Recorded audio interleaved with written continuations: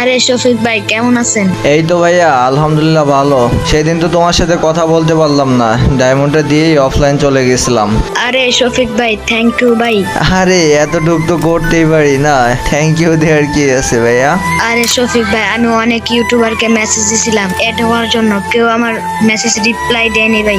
আর আপনাকে মেসেজ দেওয়ার সাথে সাথে আপনি রিপ্লাই দিছেন, ফ্রেন্ড লিস্টে নিছেন, আপনার গিল্ডে নিছেন, আর এমনকি আপনার কাছে 500 ডায়মন্ড চাইছিলাম সেটাও দিছেন।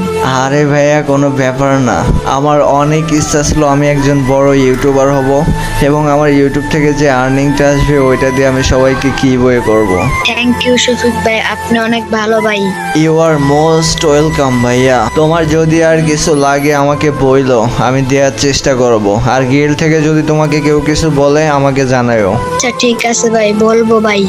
আচ্ছা ঠিক আছে ভাইয়া, ভালো থাইকো। ওকে ভাই, আপনিও ভালো থাকেন।